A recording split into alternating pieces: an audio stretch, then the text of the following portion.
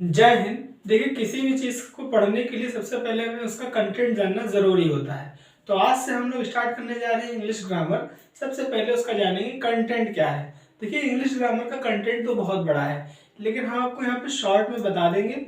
उसके बाद जैसे जैसे हम आपको पढ़ाते जाएंगे, आपको पता चलता जाएगा कि हमें क्या क्या पढ़ना है। तो आइए देखते हैं इसका कंटेंट क्या होता है। कंटेंट का मतलब होता है कि हमारे सिलेबस में कितने चैप्टर हैं, कितना पोर्शन है जो हमें पढ़ना है। तो देखिए, इंग्लिश ग्रामर कंटेंट।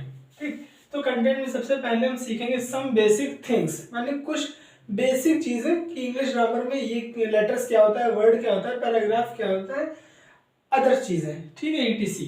तो वो सब जानेंगे। उसके बाद हम समझेंगे अल्फाबेट क्या होता है और रूल्स ऑफ प्रोनाउंसिएशन, माने जो कुछ ऐसे वर्ड ऐसे लेटर्स होते हैं वहां पे कैसे उनको प्रोनाउंस किया जाता है। जैसे आपको एक मैं एग्जांपल के तौर पे बता सकता हूँ, एक ऑनेस्ट।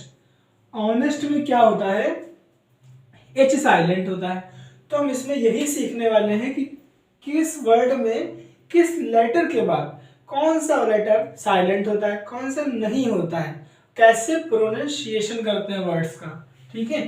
थर्ड में हम सीखेंगे सेंटेंस क्या होता है। सेंटेंस के अंतर्गत हम जानेंगे टाइप्स ऑफ सेंटेंस क्या होता है और पार्ट्स ऑफ सेंटेंस क्या होता है। ठीक है। इसके बाद हमारा फोर्थ चैप्टर होगा parts of speech. Parts of speech आप कह सकते हैं चैप्टर ना होकर के अपने आप में एक बुक है, क्योंकि इसके अंतर्गत ही बहुत सारे चैप्टर आ जाते हैं। अब पार्ट्स ऑफ स्पीच में ये सारे चैप्टर आएंगे, जैसे कि नाउन। अब नाउन के अंदर भी होता है जो कि हमने यहाँ पे नहीं लिखे हैं। जब आपको नाउन पूरा पढ़ाएंगे तो आपको लिखवाएंगे noun, kinds of noun, singular यानी नंबर, जेंडर, केस, ये सब इसके ही पार्ट हैं। इसी तरह से प्रोनाउन, प्रोनाउन फिर काइंड्स ऑफ प्रोनाउन होगा।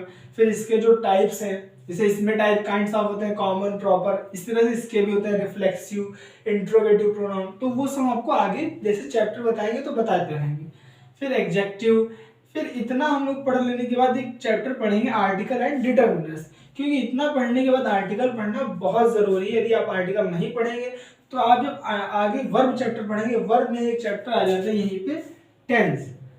अब आप बुक अपनी देखेंगे ग्रामर की तो टेंस आपको चैप्टर अलग से मिलेगा, लेकिन मैं इसको इसके अंतर्गत ही मानता हूँ कि जब आप वर्ब पढ़ लेंगे अच्छे से तभी आप टेंस कर पाएंगे, टेंस की एक्सरसाइज कर पाएंगे।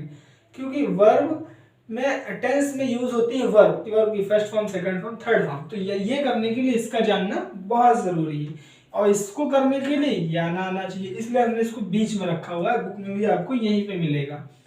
तो आर्टिकल जानने के बाद वर्ब पढ़ेंगे, फिर उसके बाद एडवर्ब।